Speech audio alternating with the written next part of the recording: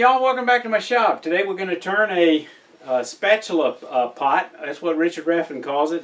I got this idea from his book. I did it side grain. It's used to hold things like spurtles and spatulas and that sort of thing in the kitchen. Okay, so on this project we're going to start off with a blank, and to keep the terminology clear, I'm going to use this. I'm going to call parallel grain. That means it's parallel with the axis, and this is perpendicular grain, which is generally the direction would do for a bowl.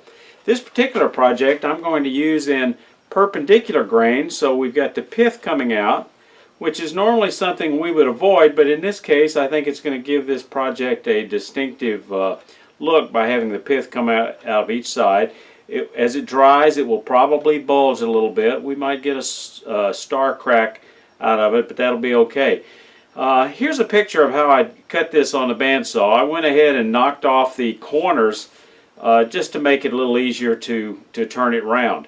Because this is perpendicular grain, it would not be appropriate nor safe for us to use a spindle roughing gouge, because the forces of this are so much greater than if it was a spindle, and the tang just won't support it. So this is not a safe tool for roughing this.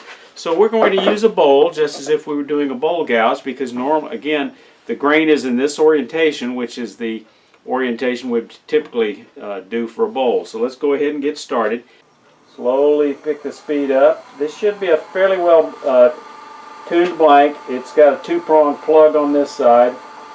So we're going to turn it up and up around 800 when it gets a little rounder.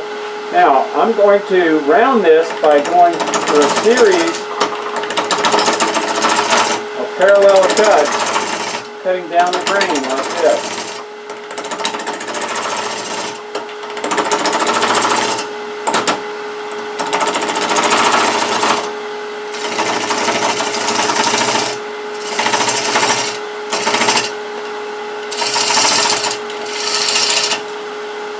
Now I'm going to come back in this direction.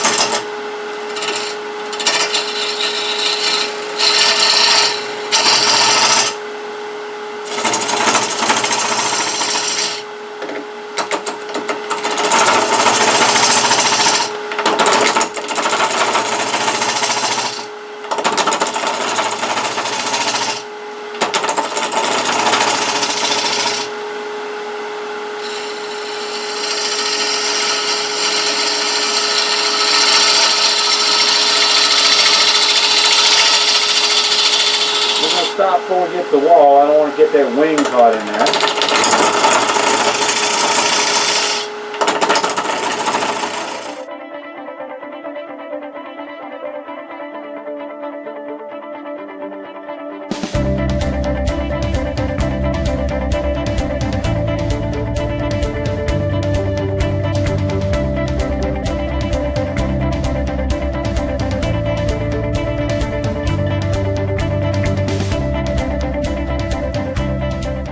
Alright, let's check the results. So this is going to give us a very nice pattern with this pith coming out on both sides with this cherry, some really pretty color, so I think this is going to look very interesting. So I've got it round. Let's kind of measure the diameter of that. And I'll measure this against my ruler on the side, and it's about 4.5 inches, so I think that's about good. Now we're going to use the largest chuck jaws I have, which are a little bit less than 4 inches. So we're going to decide where the base is going to be.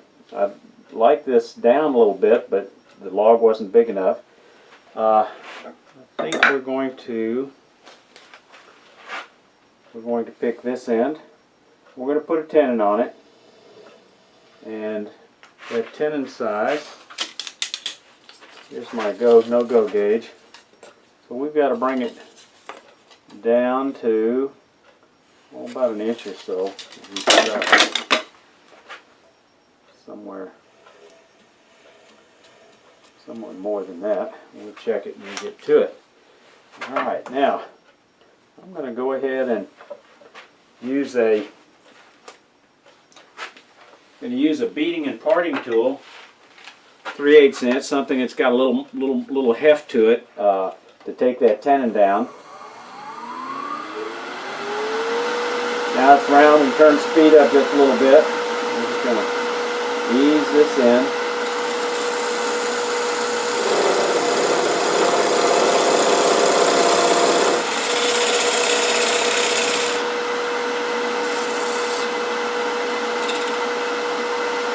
Now we're going to make a slight dovetail, so I'm going to just tilt this a little bit.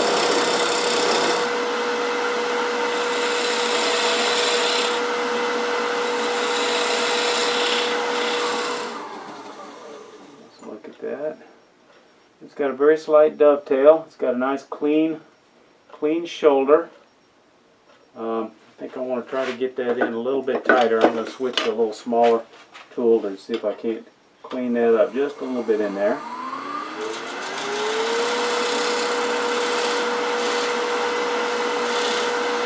Okay. Get my larger Nova Titan chuck, the biggest chuck they make, and this is their heaviest duty jaws. Tighten it again. We'll give it a little extra boost. And then we'll have to monitor the progress. Since it's green wood, it's going to shrink as we turn it, so we'll just have to watch that a little bit. Now the shape of this, I think I want it maybe to blend in here just a little bit, but before we go any further on the outside, I'm going to go ahead and knock off that sharp edge, and then we're going to drill a hole to start our hollowing with. So let's just knock off that sharp edge. And I'm going to do that with a bit of a scraping shear cut here. Just make it a little safer there. Now before I drill the hole, I know that that hole that we used, now that I've changed it into the chuck, is exactly centered. So we're going to just put a little bit of a concave here to make it a little easier to center the drill bit.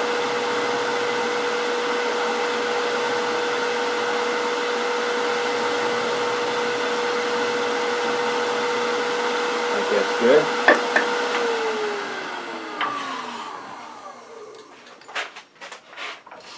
I'm going to use my 20 gauge bore brush to clean the Morse taper on the tailstock. Now I'm going to drill a hole. Now if you've got a large Forstner bit, that can work. I'm going to use this large twist drill bit that has a Morse taper that mounts, and that works very well.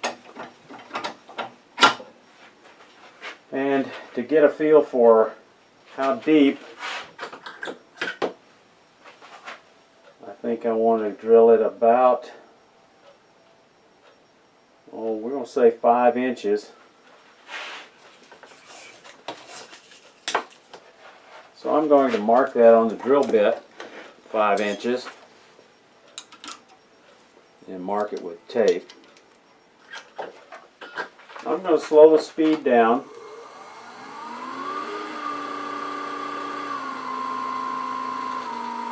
I don't see a need to go much faster than about 500. I'm going to bring this up, lock it down, and just very slowly start drilling.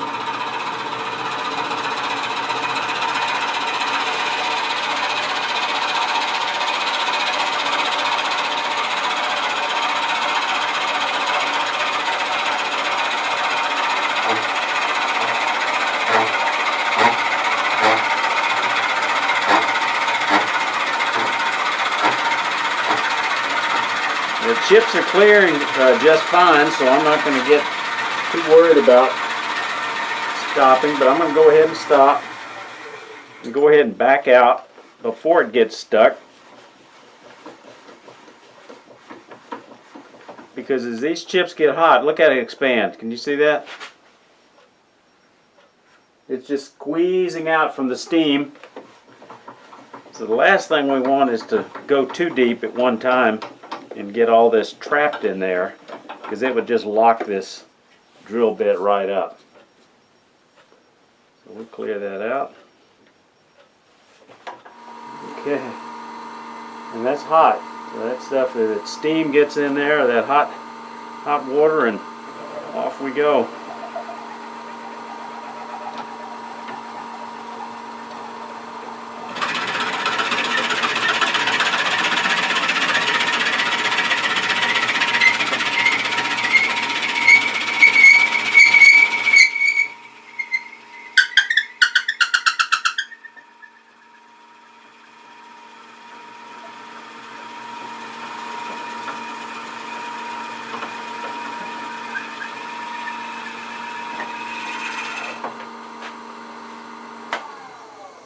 There we go.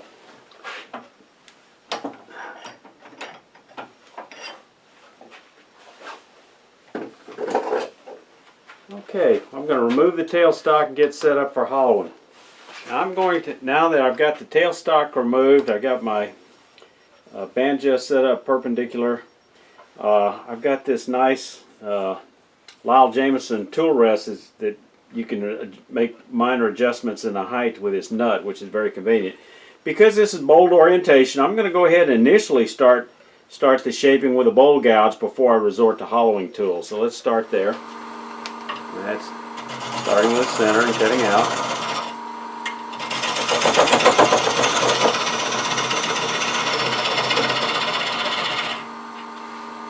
Get that speed up a little bit.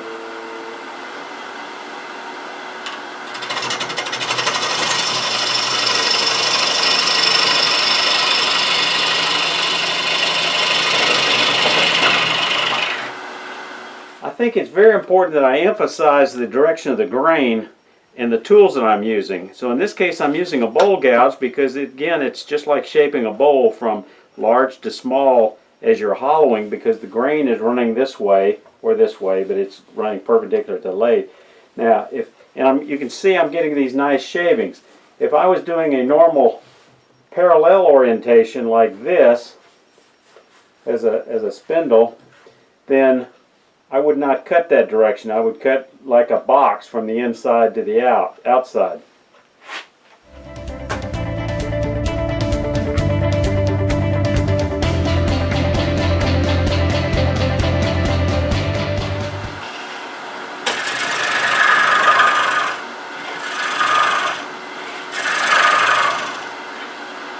I'm going to extend this very far out. There's the bevel. So to enter this cut without it skating, I've got to brace it and have the bevel going in almost perpendicular. This bowl gouge is about a 50-degree grind, so I'm out here almost at a 50-degree angle. Just wait till it gets started a little bit before I start opening up the flute. Start that cut.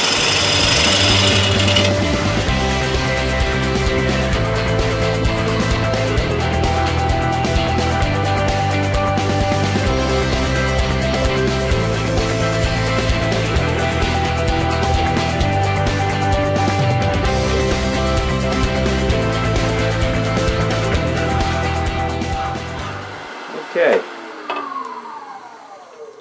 that's about as far as I feel comfortable. You can see I've got a pretty good depth in there with a lot of bulk removal. Now I'm going to switch to hollowing tools. So give me just a moment to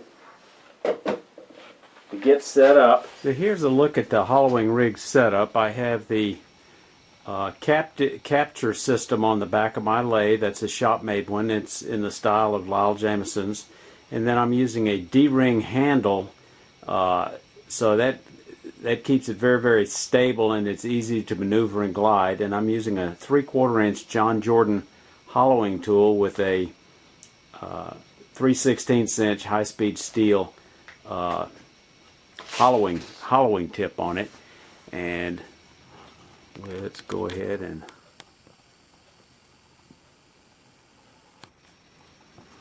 get started. So we're just going to go down in the middle and work from the center over to the right from where that hole is and just hollow.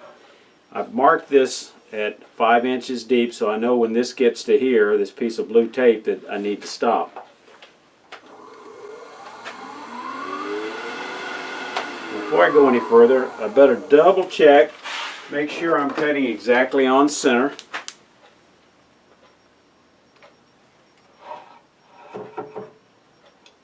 That appears to be pretty close. And we're just going to maneuver this very easily. It'll glide like this. Tool rest a little bit closer. Get as much support as we can.